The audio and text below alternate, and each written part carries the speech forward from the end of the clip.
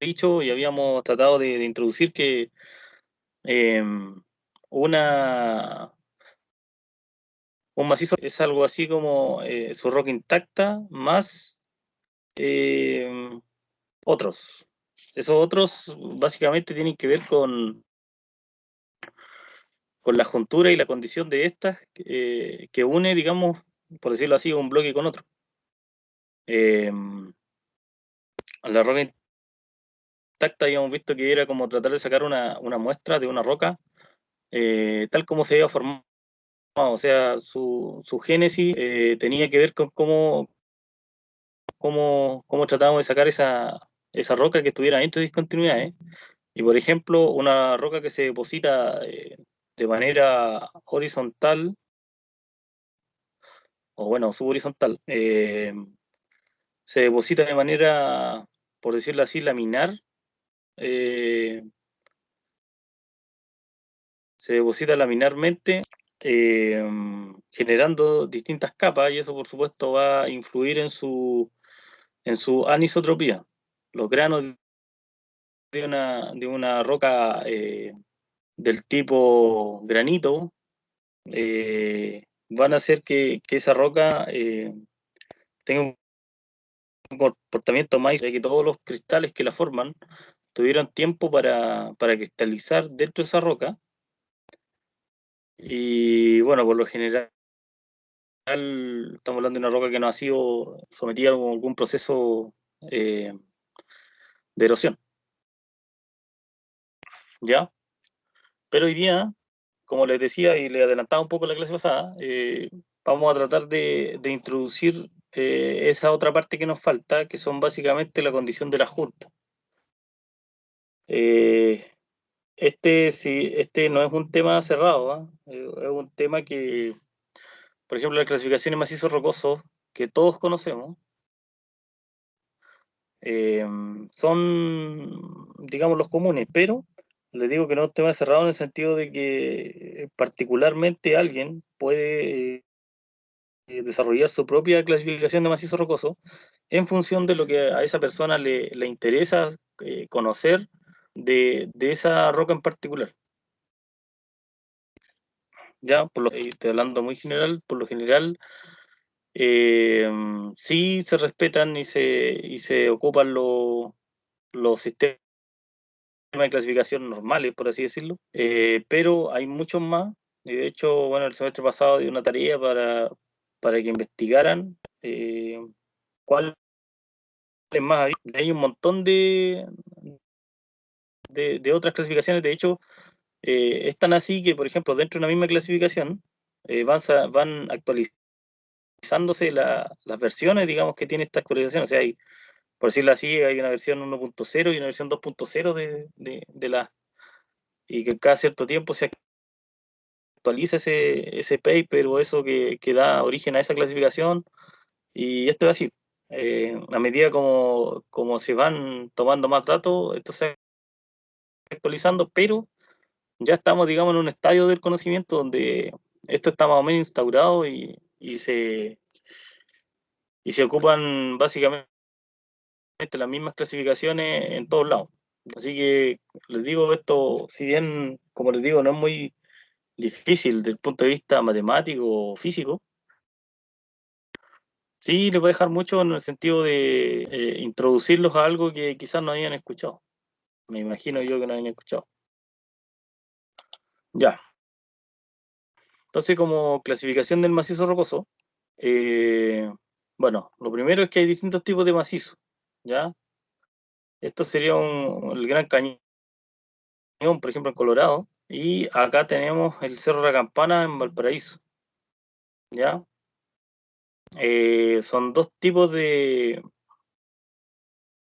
si lo ven, son dos tipos de macizos muy distintos, pero que sin embargo nosotros queremos llevarlo a un denominador común o a un sistema de clasificación común, que este famoso sistema de clasificación de macizos rocosos. Entonces, la pregunta que cae de cajón, digamos, es cómo lo hacemos, ¿ya? ¿Cómo metemos, digamos, toda esa, por decirlo así, toda esa información, ¿cierto? Porque acá ven diferencias, por ejemplo, de colores, ven diferencias de probablemente de minerales, de dureza, ven diferencias en la depositación, ven diferencias en sus orígenes, ven diferencias en su edad, ven diferencias en todo. ¿Cómo llevamos eso a un parámetro común? Y esa es, digamos, la gran gracia que tiene esto de los macizos rocosos. Eh, bueno, lo primero repasar los conceptos, como les dije, y tenemos la roca intacta, ¿ya? La mejor definición es quizás la más simple, que es un volumen de roca entre discontinuidades. Vale decir, eh, discontinuidades que sean juntas, ¿ya? Eh, alguien puede considerar que una discontinuidad, por ejemplo, sería como la fábrica de la roca, pero eso no es una discontinuidad, sino que es como propia de la roca. La fábrica es propia de una roca sedimentaria.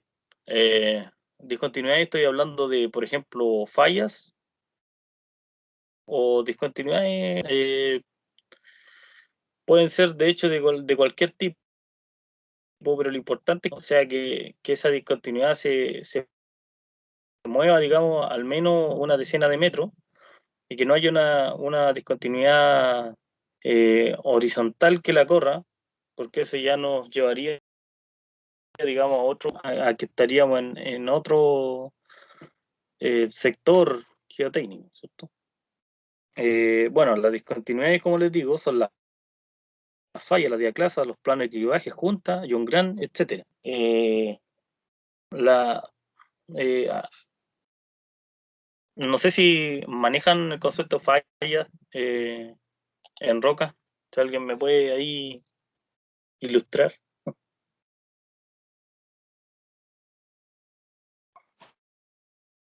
Si vieron fallas en otro ramo, ¿Aló? ¿sí? ¿Se escucha? ¿Se escucha? La falla sí es una discontinuidad en la roca que presenta un desplazamiento relativo entre las discontinuidades. Exacto. Las fallas ahí tienen sus clasificaciones, ¿cierto? Son normales, eh, de rumbo, pueden ser. Pero básicamente una falla lo que hace es lo que dice el compañero, hace eh, la gran cosa que define una falla, digamos cuando uno anda en terreno, es que hay un desplazamiento relativo de un paquete de roca a otro, lo que uno llama una columna estratigráfica. O sea, hay un desplazamiento desde por ejemplo, yo voy caminando y veo solo calizas, por ejemplo.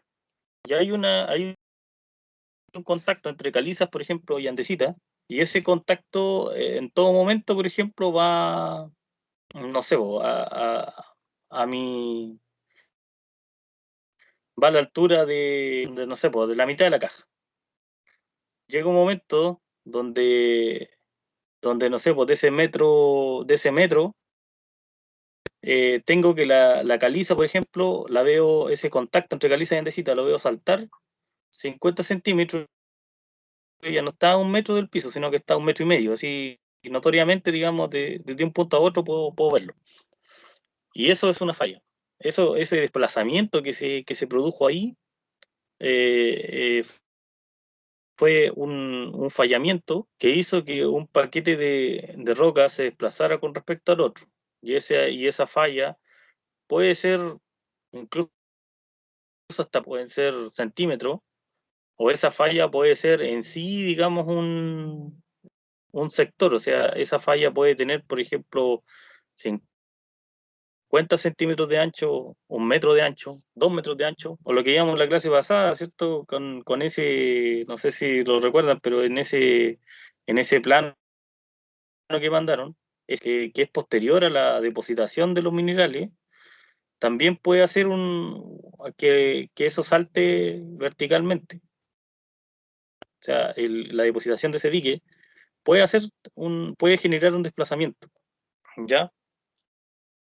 Eh, entonces, como les digo, pueden ser fallas, diaclasas, plano de clivaje juntas, y claro, ahí hay que exceptuar, por ejemplo, las cosas que son propias de la roca, tales como la fábrica.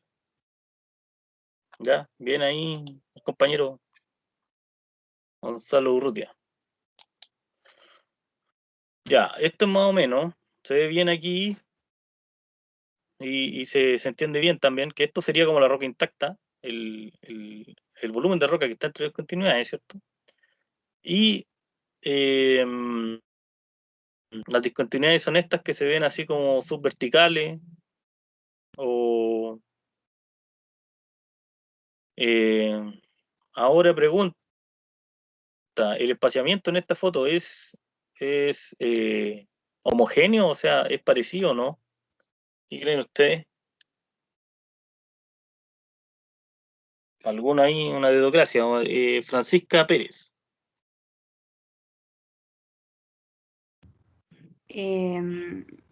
O sea, hay algunos más grandes que otros.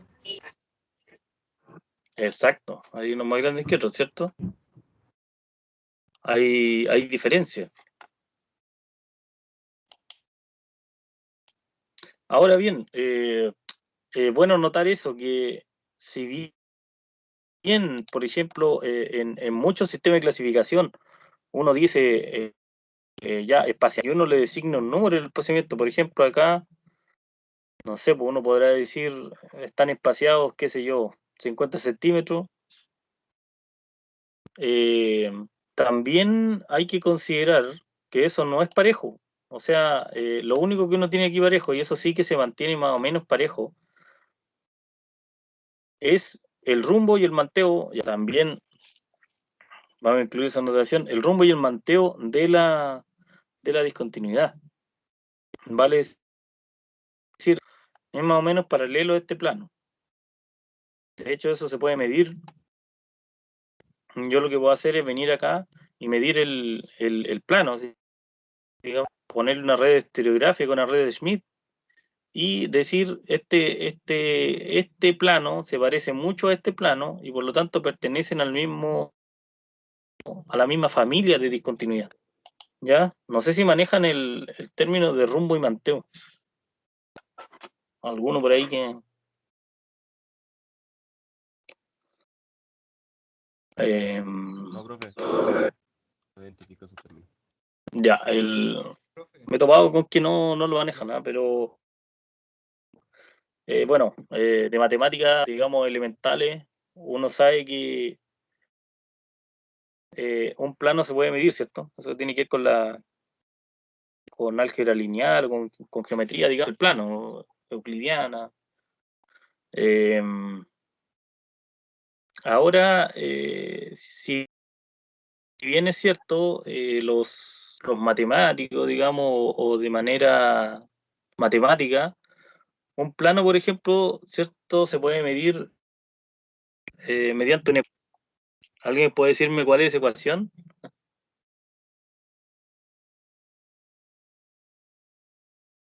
¿O cuál podría ser una ecuación de un plano?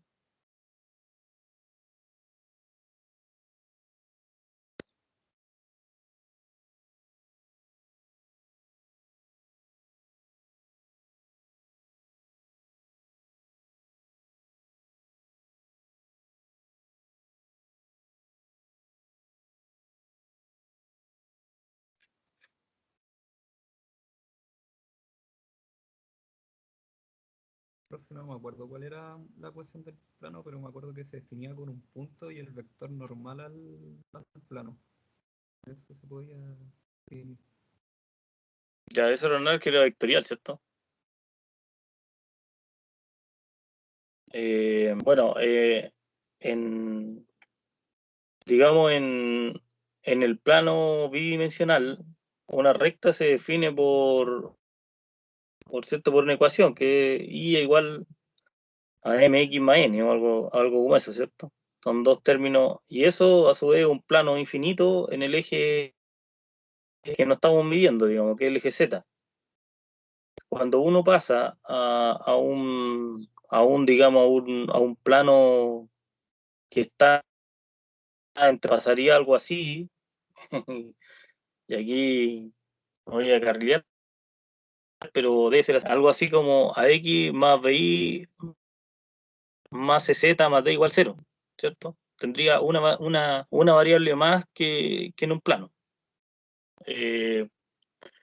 Y como dice el compañero, ahí tenemos un vector normal, que en realidad ese punto que dice el compañero sería necesario si es que yo quisiera definir completamente, pero si yo solo doy el vector normal, ese plano quedaría completamente definido si es que todos los planos que están, digamos, paralelos, los considero como iguales. O sea, por ejemplo, si yo digo el vector normal de mi plano es justamente Z, mi plano es LXY, ¿cierto?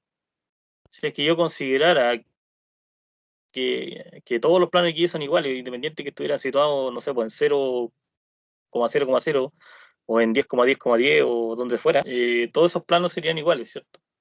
Por eso se dice que normalmente un plano se puede definir por su normal, porque, bueno, en este caso, no importa dónde está el plano, sino que interesa su orientación, por así decirlo. Entonces, por ejemplo, acá tenemos un rumbo y un manteo, ¿cierto? Por ejemplo, voy a hacerlo simple. El rumbo es, si yo hago un corte horizontal, ¿hacia dónde va mi plano? Por ejemplo, este podría tener un rumbo norte. O sea, esta ficha se va moviendo o va yendo hacia el norte, ¿ya? O sea, va entrando al papel. Y el manteo sería cuánto cae. Por ejemplo, aquí está cayendo, no sé, 80 grados. Y yo podría decir que este plano, por ejemplo, es el norte-sur o sur-norte o norte, como lo quieran decir, de rumbo. Y el manteo es 80 grados hacia el este. ¿Ya? Se nota hacia dónde cae, o sea, cae hacia un lado y cae hacia el este.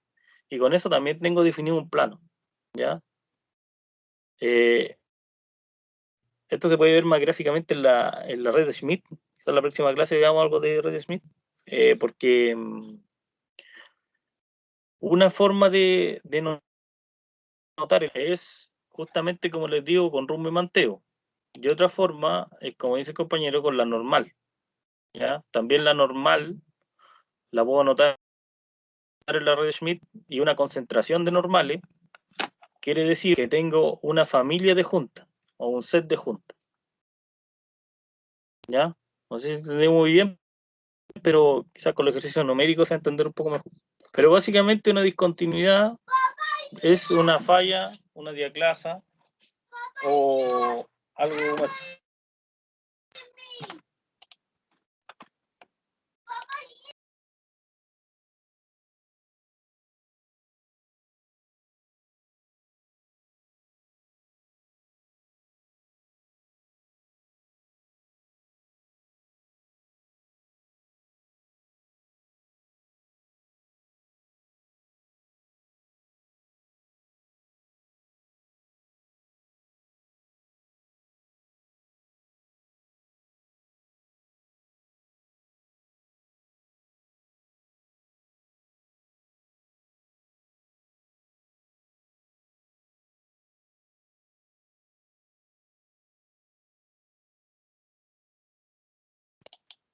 Ya, disculpen.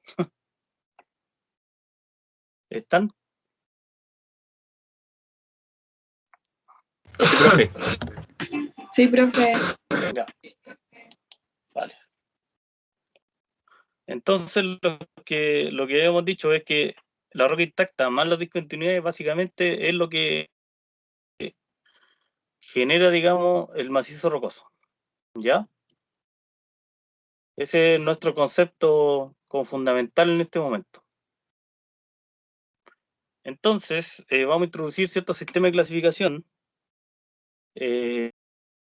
Bueno, primero vamos a pensar en el RQD, que ya fue introducido en la clase pasada. Ahí está la sigla, que es Rock Quality Designation,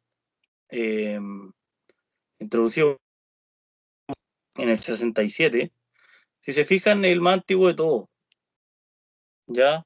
De hecho, esto que se dice del 67, en realidad no le hace justicia al RQD y se ocupaba antes. Pero primero, digamos, formalizar esto y mencionarlo, digamos, formalmente en un artículo es DIR, ¿ya? Algunos lo sitúan en el 63 o quizás antes, ¿ya? El RQD lo vimos la clase pasada un poco, es simplemente tengo un testigo de roca y yo sumo los trozos mayores a 10 centímetros y los divido por el largo total del intersecto, ¿ya? Tenemos el Q, si se dan cuenta, el Q, que es el Q de Barton, tenemos un Q el 74, otro Q el 93 y otro Q el 2002, que es relativamente raro. Este es el Rock Tunnel Quality Index. Bueno, el Q de Barton, conocido por todos, lo que hace es tomar el RQD y reajustarlo por algunos parámetros, ¿ya? Entonces uno toma el Q, o sea, el RQD, lo reajusta y mediante alguna multiplicación llega a un número que también dice la calidad de la ropa, ¿ya? El RMR también tiene varias versiones, si se fijan, el 73, 74, el 76, 78, 79, 80. El RMR, el Rock Mass Rating, tiene la gracia, a mí me gusta bastante ese tema, tiene la gracia de que va de 0 a 100. ¿Ya? El Q va de 0,001 hasta 1000. Entonces a veces uno se pierde un poco en si la roca es de buena calidad o no.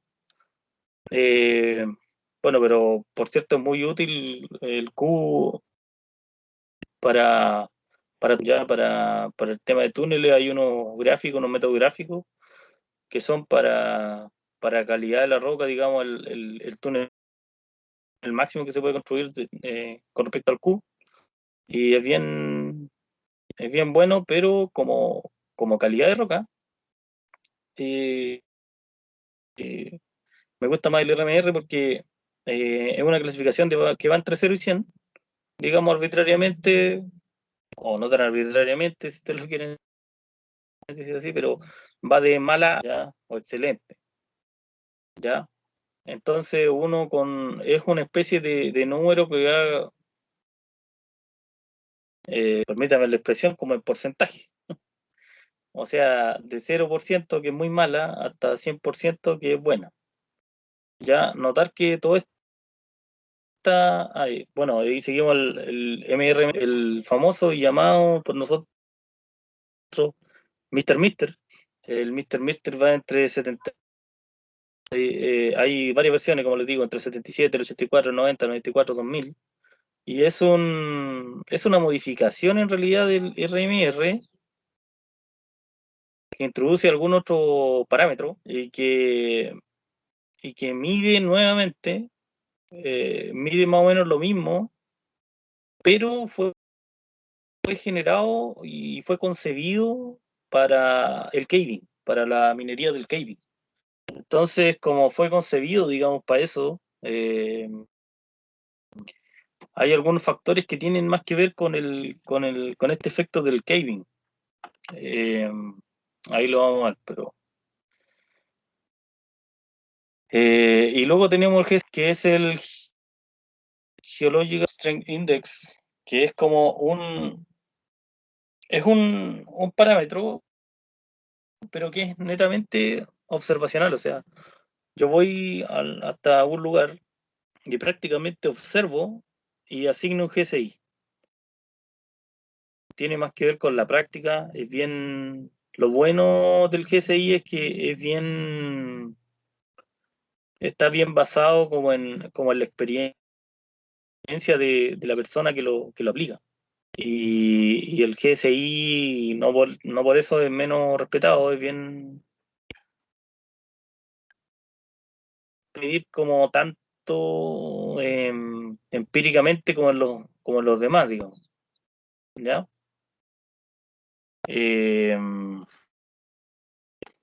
Pregunta, ¿ustedes saben lo que es el caving?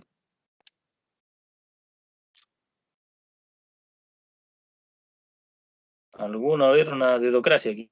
Yo, profe, no, yo no cacho. ¿No cacha?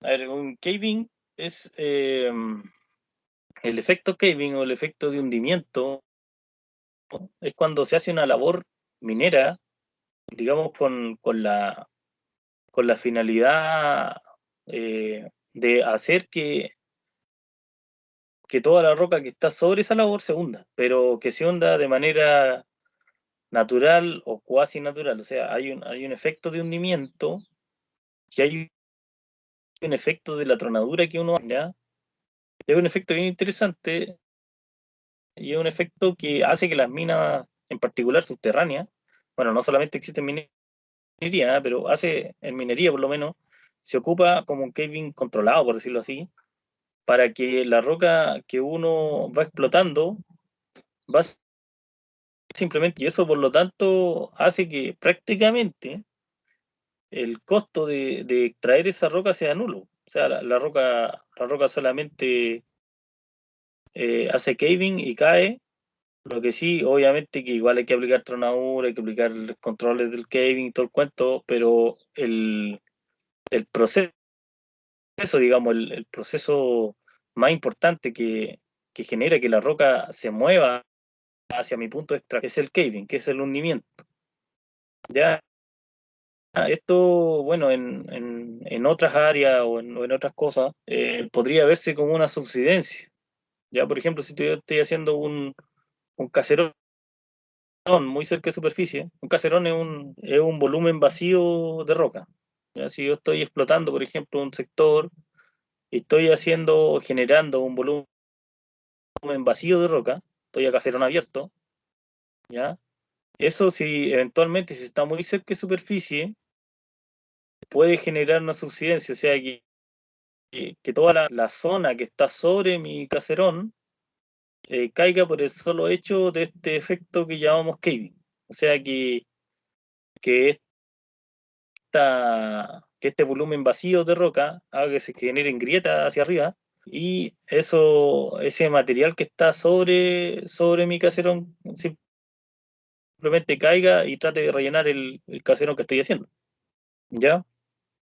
Como les digo, el tema del caving, uno de los métodos utilizados en la gran, particularmente de minería subterránea, es como un método bien importante, eh, porque baja mucho los costos de producción en minería subterránea. ¿Ya? Porque, por ejemplo, uno cuando hace un túnel, ustedes se imaginarán, uno cuando hace un túnel, tiene que hacer unas perforaciones y hacer tronaduras, o sea, quemar explosivos en todo el volumen de roca que uno está extrayendo. O sea, uno hace las perforaciones, distribuye el explosivo, quema y saca la roca. O sea, toda esa roca que uno está extrayendo requirió perforación y requirió tronadura.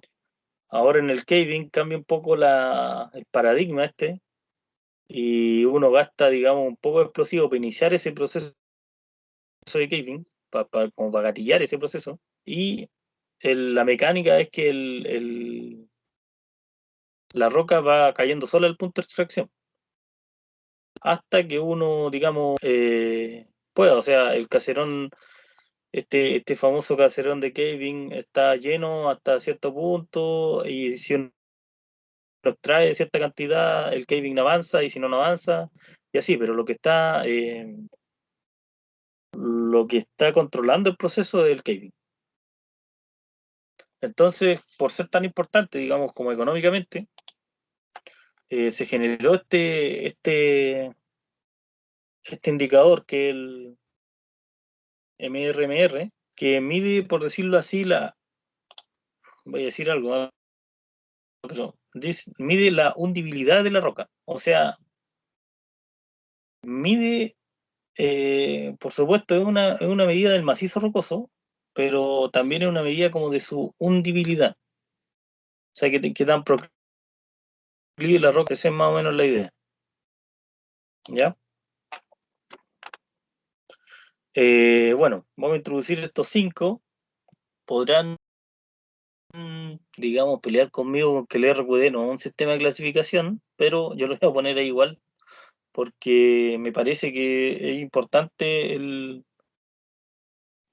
concepto de RQD a tal punto que yo lo consideraría un sistema de clasificación. De hecho, antes, digamos, de la aparición de estos otros sistemas, era como el URI. Así que vamos a considerarlo igual como un sistema. De hecho, es bien gráfico y es el que más me gusta explicar. Ya, ahí está la fórmula del RQD. Esa es su forma de medirlo. Hay que considerar que estamos, ¿cierto?, en esa bandeja de testigos que mostramos en la clase pasada. Estamos ahí. Y esto es la suma de fragmentos mayor o igual a 10 centímetros dividido por el largo total del intersecto que estoy midiendo en este caso. Normalmente se toma un metro, digamos, de testigo, un metro de caja, un metro ahí bien.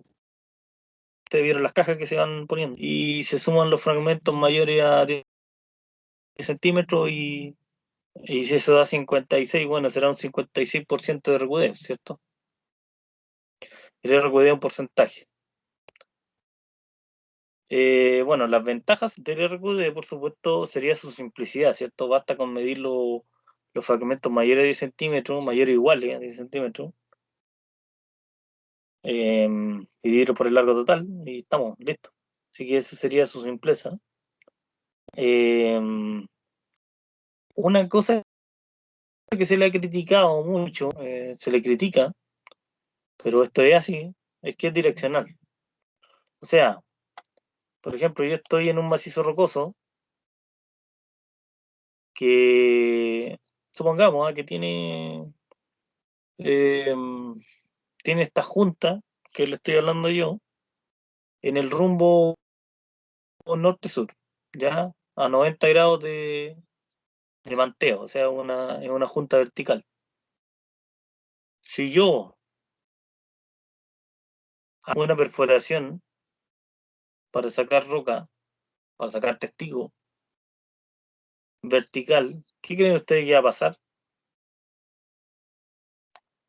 Alguno por ahí que, a ver, que no haya participado, ¿no? Claudio Morales.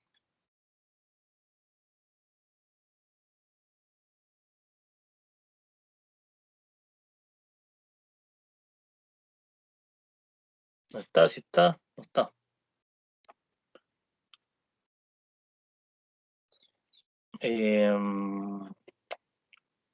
Aquí Vania Pacheco. ¿Estará?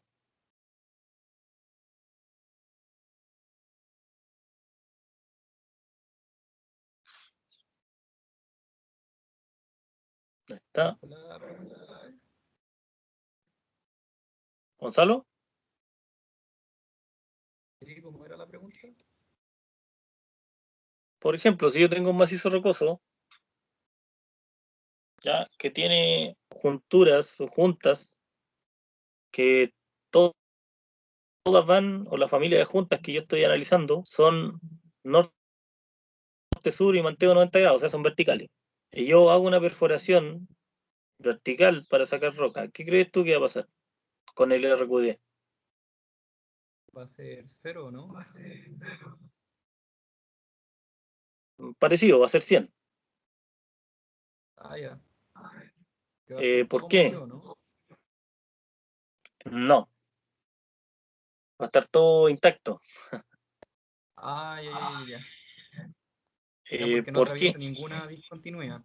Exacto, porque no voy a atravesar ninguna discontinuidad, ¿ya? Si yo, por ejemplo, tengo una juntura, una falla, lo que ustedes crean que hay, puras verticales y los demás es roca intacta, nunca voy a cortar aquí algo.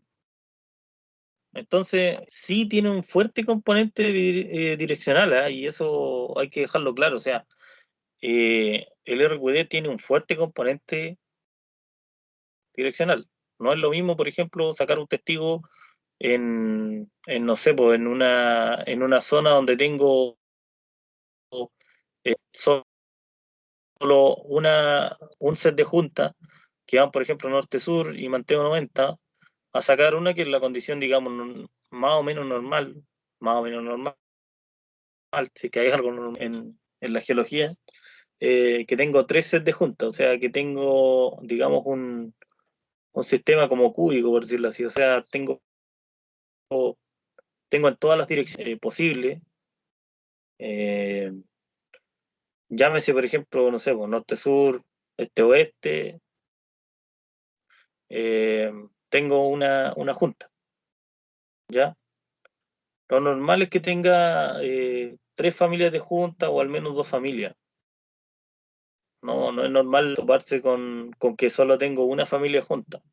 Al menos tengo una junta más aleatoria que le dicen, porque hay juntas que son aleatorias en el sentido de que existen, pero no son como tan persistentes hay por lo general una o dos que son las que sí son persistentes en su rumbo y manteo, digamos, que son planos más o menos definidos. Y hay otras que no, que son aleatorias, que aparecen aquí, aparecen allá y son medio erráticas. A eso se le llama aleatorio, o sea, uno puede decir, tengo 2 juntas más una aleatoria. ¿Ya? Pero ¿cómo hacer tres las juntas? No entendí. No lo veo visualmente todavía. Trato de imaginarlo cómo se ve un set de juntas y no lo entendí muy bien.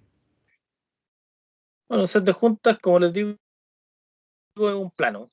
Al final es como, bueno, lo que se ve, digamos, cuando uno anda en terreno es como esto. Como que uno va y ve una pared, digamos, y ve eso. Ahora eso tiene un rumbo y tiene un manteo, o sea, ese plano está orientado según algo, o sea, esa junta, por ejemplo, va hacia el norte, va hacia el este, eso, pero claro, ahí tiene razón en cuanto a que uno cuando va a algún lugar o incluso cuando uno mira, por ejemplo, una pared de afuera, o uno mira solo como un 2D de una foto de este sistema, o sea, eh, esto en realidad pudiera ser, no sé, po, tener otra dirección y qué sé yo, pero como yo estoy viendo solo como un corte, no tengo la información completa y por lo tanto tengo que medir ahí para ver hacia dónde va, pero un set de junta, imagina que es un plano en, en el espacio, digamos. ¿Ya? No sé si lo vimos en la clase pasada, algo que era como un trabajo que todavía no hago, de hecho,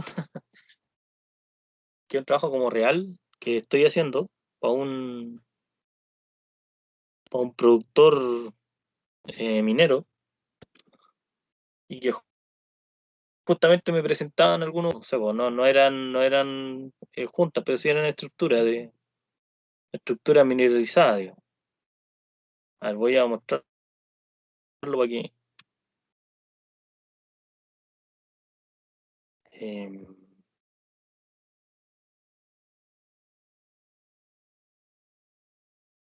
me gustó harto la simpleza del geólogo que hizo el.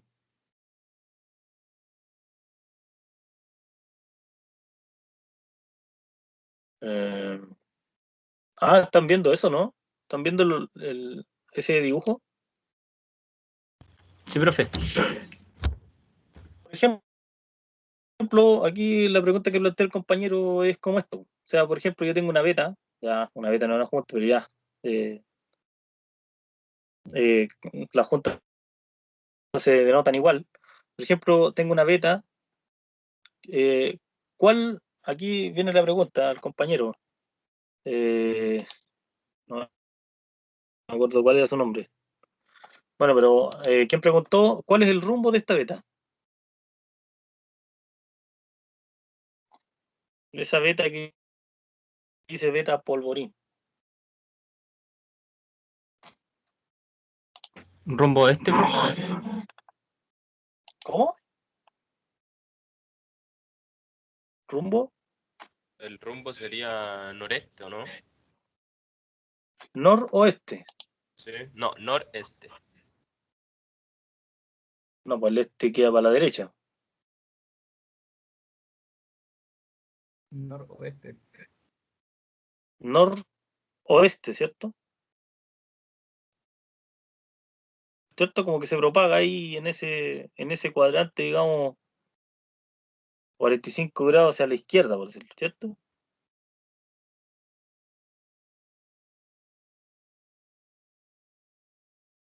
sea, aquí tengo una beta que se está propagando en ese rumbo noroeste, ¿cierto? No sé si se ve que es noroeste y no noreste.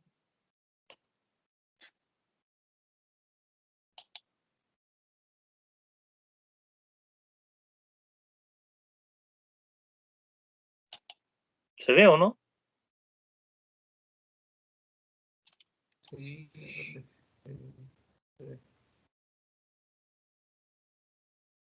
O sea, por decirlo así, yo estoy en una zona, a ver, aquí es donde quiero apelar a su imaginación igual, pues sí. Por ejemplo, yo estoy en una zona aquí precordillerana, ¿ya?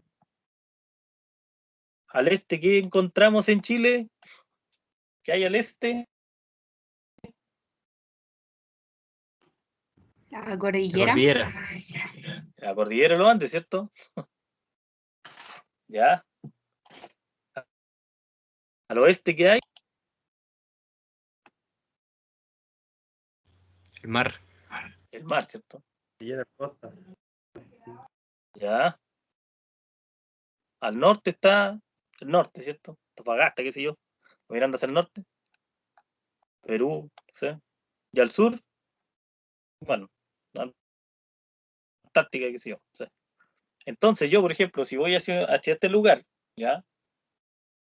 Y estoy parado afuera y veo una veta que está florando, yo esperaría que, o sea, si yo estoy mirando hacia el norte, esperaría que esa veta se estuviera acercando o alejando de la cordillera de los Andes. Estoy parado mirando hacia el norte. Que se acercara hacia el noreste. No. Que se alejara de la cordillera, ¿cierto? Que fuera acercándose como al mar, o sea, que la veta fuera A metiéndose eso me como... refería, profe. Le entendí Ah, que. ya, ah, ya, ya, Entendí hacia el mar. ya, ya. Eso, que yo si estuviera parado afuera, esperaría que esa veta fuera buscando, o sea, si bien se va propagando en el eje norte, cada vez va más hacia el mar que más a la cordillera, ¿cierto?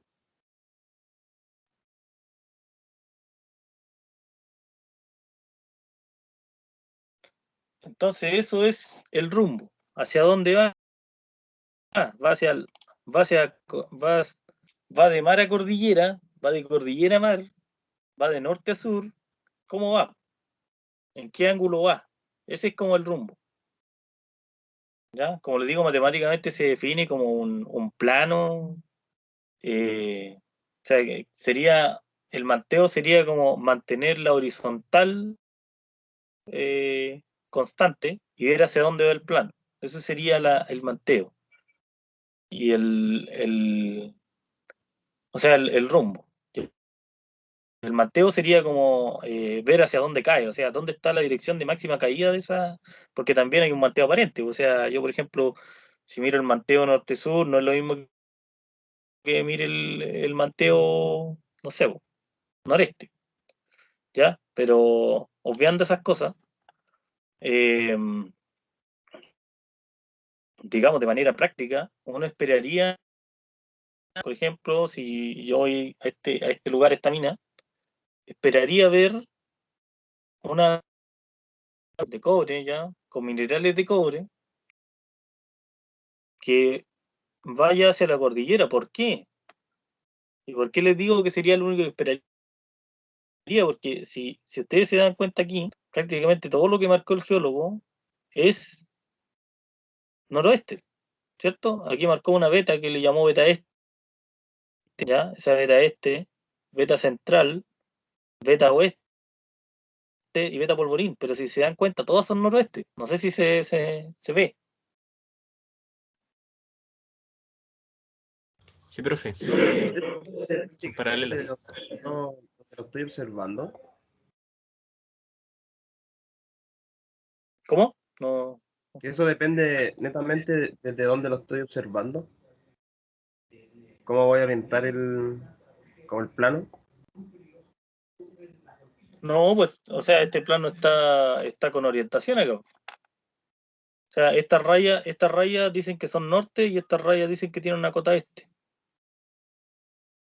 O sea, está orientado ya en el eje, digamos, no sé si esa es la pregunta. ¿De qué esto está orientado? O sea, esto es un plano, digamos, donde hay una topografía de una mina que está ahí y el geólogo ha hecho un trabajo de indicar las vetas, indicar las mineralizaciones que tenemos, etcétera. ¿Esa es la pregunta? ¿Si está orientado?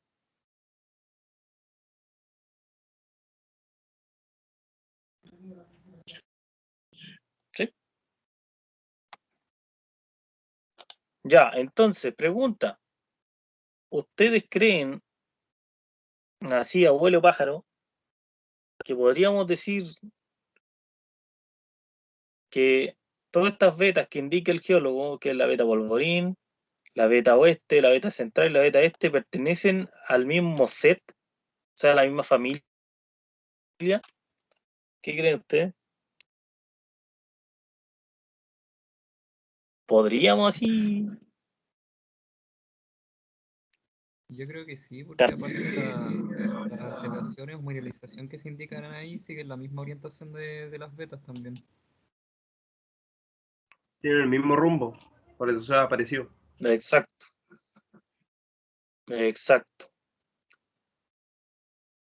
Por ejemplo, acá, ¿por qué se marca la beta polvorín más que las demás? No es porque geológicamente sea más importante. Este es un plano de mineralización y por lo tanto lo que pasa es que la beta esta que llamaba polvorina que es más persistente en cuanto a su mineralización en en el rumbo. Ahora, probablemente, se lo digo así, probablemente también sea la más potente geológicamente, o sea, tenga el mayor ancho. Por ejemplo, aquí están haciendo una labor de unos, no sé, pues 3, 4 metros, y probablemente ese sea el ancho de la beta, ¿ya? Y probablemente, estas otras betas sean menos importantes en su potencia, que uno le llama potencia a esa medida transversal de la beta, probablemente sean menos potentes, ¿ya? Sin duda creo yo que pertenecen a la misma familia, o sea, que es la misma mineralización, que es el mismo evento, ya porque esto es un evento geológico, el mismo evento de, de mineralización o de enriquecimiento secundario que sufrió esta roca, pero simplemente este es como el evento principal y estos son como eventos secundarios, ¿ya? Y si se dan cuenta, estos viejitos andaban ahí explotando vetas secundarias y ahora le pegaron al principal, ¿me entiendes? Eso es lo que pasa, pero nadie podía, por ejemplo, decir la principal está más al oeste, digamos, eh, antes digamos, de explotar y llegar a este punto. O sea, en un momento explotaron por ahí por allá y llegaron a este punto, y en este punto se dieron cuenta que esta era más potente que todo lo que habían explotado para acá, ¿ya? Pero esa es más o menos la historia. Ahora, por ejemplo, pregunta, ¿qué rumbo tienen esos diques que se ven ahí? Noreste. Más o menos. ¿Ah? Noreste. Noreste, ¿cierto? Ya, esa es la, como les digo, esa es la. Entonces, si yo me parara afuera, ya, y viera una roca media así propia del dique, ¿ya?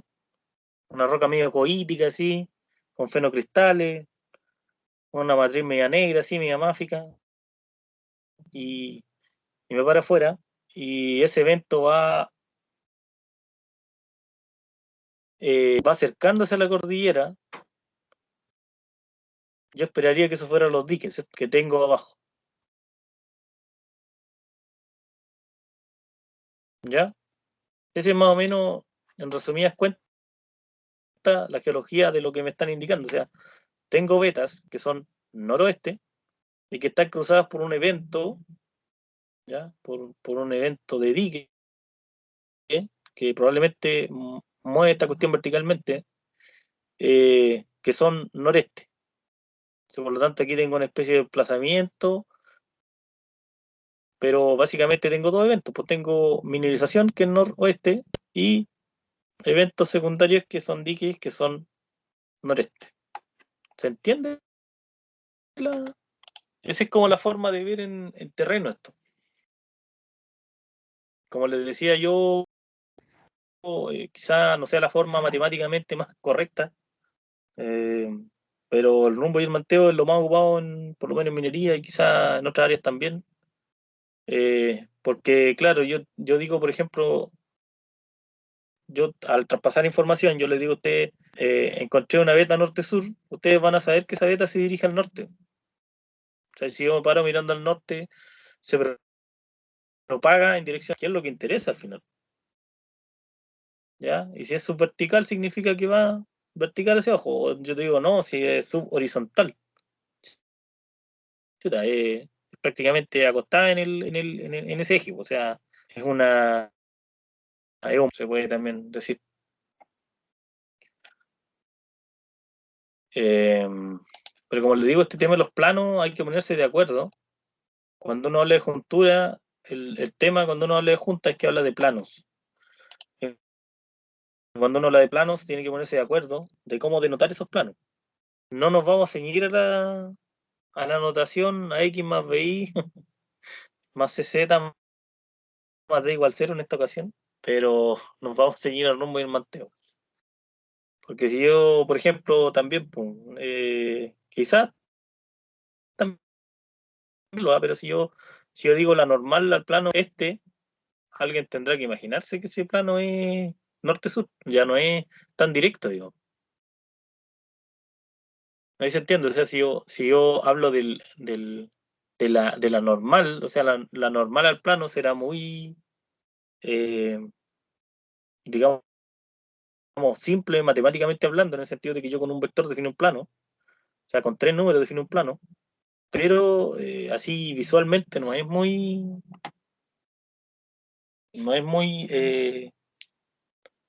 decidor lo que me dice la normal, pues, pero sí, cuando uno hace un estudio de esto, es bueno hacer una concentración de normales, porque la normal se puede poner como un punto en la red de Schmidt, y si hay muchos puntitos que están cercanos, quiere decir que eso es una familia de juntas, ¿ya? Quizás con los ejemplos ahí numéricos sea el mejor. Ya, llegamos aquí, ¿cierto? Roca intacta de discontinuidad, ¿ya? Un sistema de clasificación. Eso de la direccionalidad, como les digo, del RQD lo vamos a ver también con algún ejemplo numérico, ¿ya?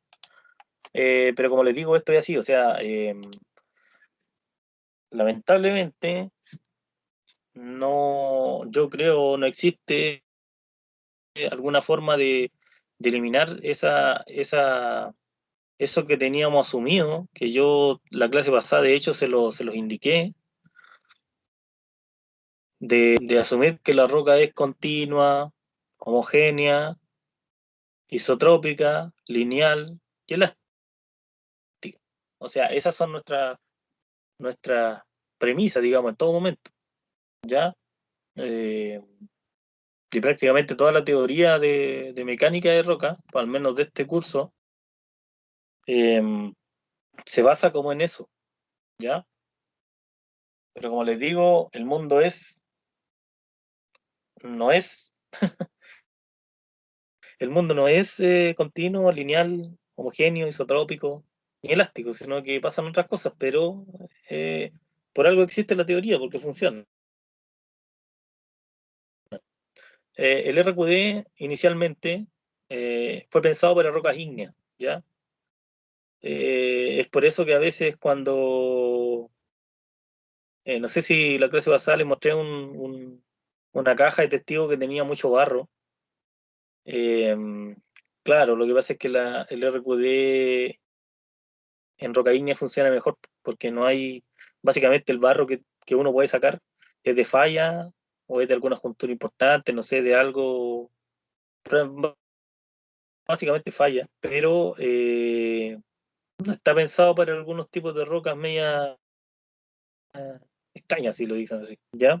Está pensado para rocas ígneas, o estuvo pensado en su minuto, porque ustedes saben que lo que pasa es que el RQD fue pensado para eso, pero digamos sin pérdida de generalidad, fue aplicado para rocas sedimentarias y para otras cosas, pues. Entonces, el RQD hoy en día es un indicador independiente de si es ígnea o sedimentaria la roca, pero pensado para rocas ígneas, ¿ya? Y lo más importante, quizá, de esto, es que es base de otro sistema de clasificación, ¿ya? Eso es importante. Ahora quiero que piensen. Pregunta, ¿el RQD mide de alguna forma el espaciamiento entre discontinuidades o no?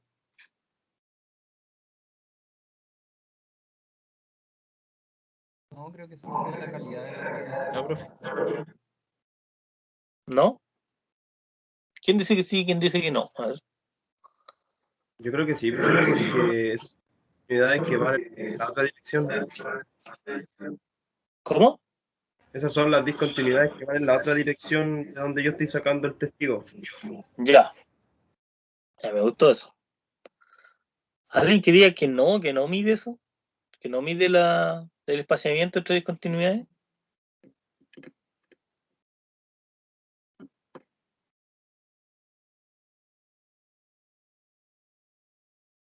Yo digo que no. Ya. Gonzalo dice que no. ¿Alguien más? Carla Castro. Tengo que hacerlo para que participen. Carla no está. Francisca.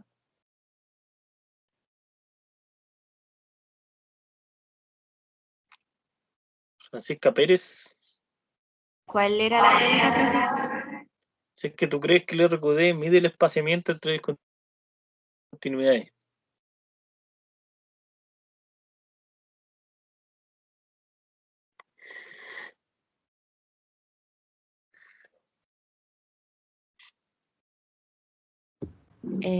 Yo creo que algo así, profe. O sea, yo tengo notado que mide la calidad de Ya. la roca. Entonces, eso igual tiene que ver con los espaciamientos, yo creo, y discontinuidades. Ya.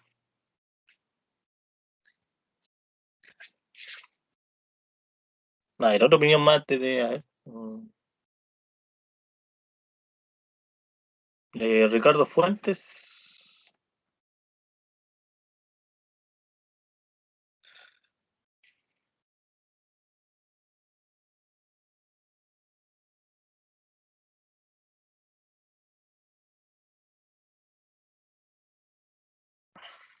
Al agua. Camila del Pilar.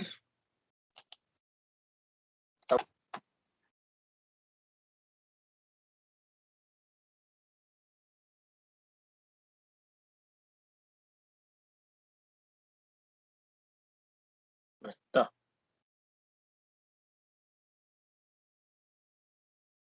Ya, a ver, la respuesta de esto es sí y no.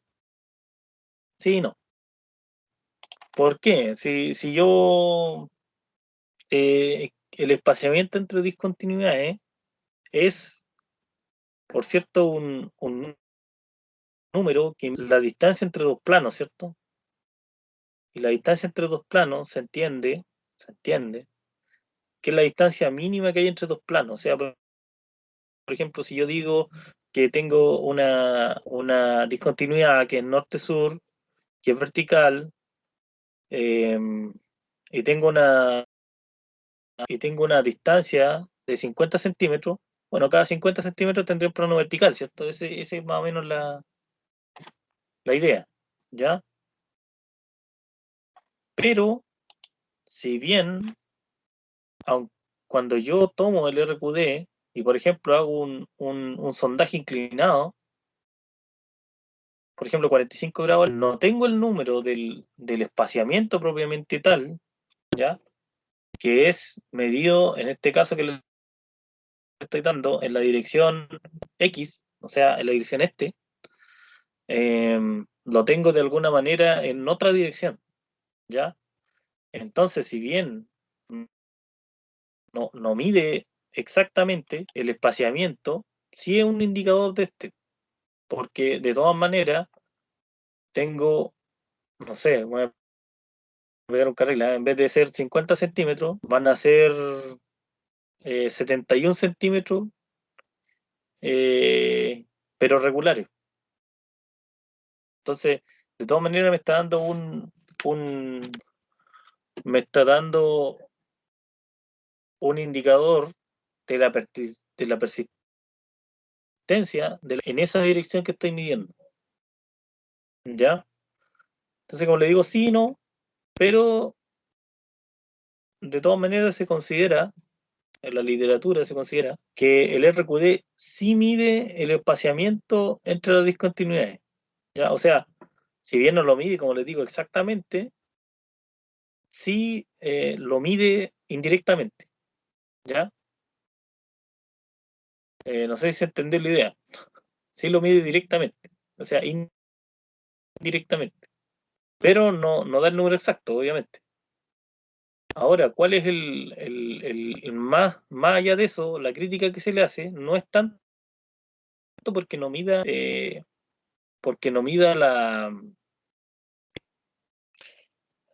espaciamiento entre las junturas.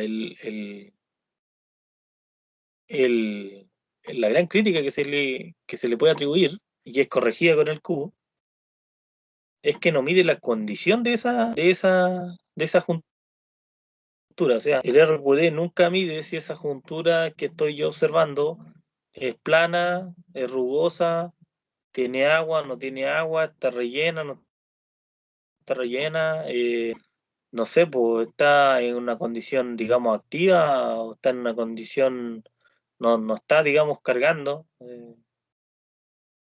¿Cómo está, digamos, la condición de la falla? Si es que hay alguna, digamos, eh, si es que hay alguna cosa más que se puede agregar a eso, ¿entiendes? O sea, si yo, por ejemplo, hago pasar un influjo de agua en esa juntura, la condición de esa juntura va a cambiar. Si esa falla es lisa, eh, va a cambiar con respecto a que sea una condición rugosa. Y eso el RQD no lo puede detectar, porque simplemente uno mide la cantidad de fracturas por metro, por decirlo así, que tiene el testigo en este caso. ¿Ya? Entonces, esa sería como la principal desventaja, creo yo, del RQD, pero aún así, como les digo, es simple. Es simple y es bueno como un primer sistema de clasificación. Lo que sí tiene esa parte, creo que eso que hoy día por lo menos claro, eh, queda bien cojo en el sentido de la condición de la discontinuidad, más que de la discontinuidad en sí. O sea, mide el espaciamiento, pero no mide la condición de aquella discontinuidad. ¿Ya? Bueno, aquí está el RQD, un ejemplo, aquí vamos a cerrar con esto, viendo este ejemplo práctico de aplicación. El RQD, como les decía, es la suma de los trozos mayores de 10 centímetros o 4 pulgadas, dividido por el largo total. Ya en este ejemplo hay un trozo de 38, otro de 17, hay otro que es 0. ¿Por qué? Porque en esa zona están muy juntas las fracturas y que por lo tanto no hay ningún, digamos, en esa zona ningún trozo mayor de 10 centímetros. Después nos saltamos a 20 centímetros y después nos saltamos a 43 centímetros, que son más o menos continuos. Y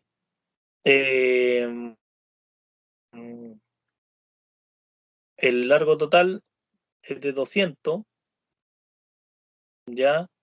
Ahí, si se dan cuenta, al final del no hay recuperación. Como les decía yo, en la clase pasada y en lo que digamos de ese caja de testigos, hay zonas donde simplemente no hay recuperación, pues, o sea, sale un barro o sale nada, derechamente. Entonces eso es, no sé, pues era roca de muy mala calidad y que no quedó en nada, o pasamos alguna zona, digamos, de un vacío, no sé, algo pasó. La cosa es que no podemos recuperar un testigo de roca, sino que solamente recuperamos o ¿ya? Imposible saberlo. Y este largo, digamos, que estamos tomando, son 2 metros y termina en nada, ¿ya? Entonces, de lo que pudimos recuperar, tenemos esto y esto, que es lo que se puede medir, ¿ya? Y que, bueno, tenemos un largo, seguramente será el doble de eso, ¿sí? Un largo como de 1,20 m o algo así. Tenemos un largo de 1 metro que es lo que se recuperó. Entonces se recuperó 1,18 m de 1,20 m. O sea, 1,10 m tiene más de 10 centímetros y los 2 metros son totales, así que por lo tanto el RQD es 59%. El 59%, como les decía yo, que esto es como una escala bien lineal, queda en ni bueno ni malo, digo. Queda en fair en este caso, que es una roca de mediana calidad. ¿Ya? No es ni muy pobre ni muy pobre la calidad de la roca, ni excelente tampoco, porque tendríamos un testigo prácticamente completo. Pero se ubica en la medianía de la tabla, tampoco es para llorar. Tenemos algo que es una roca más o menos competente. ¿Ya? No es buena, pero es mediana. ¿Ya? Entonces, bueno, introducción del tema del RQD, hasta acá la clase. La próxima clase vamos a tratar de seguir este tema de las clasificaciones de macizo rocoso. Vamos a ver los otros 4 que nos faltan y vamos a hacer algún ejercicio numérico un poco para que tengan también idea de cómo se hace esto como numéricamente. Porque al final, como les digo, hay una parte como cualitativa y una parte cuantitativa de este asunto, que es la clasificación de macizo rocoso. Ya. No sé si tienen alguna duda, algo más. No, pero está todo claro. Ya. Como les digo, en la próxima clase continuamos con las demás clasificaciones. Chao, profe, tenga buen fin de semana. Ya. Ahora, Ok, profe. vale. Igual ustedes, no tomen mucho. Chao, profe. Chao, profe, gracias. Ya. Vale. Chao, profe. Chao.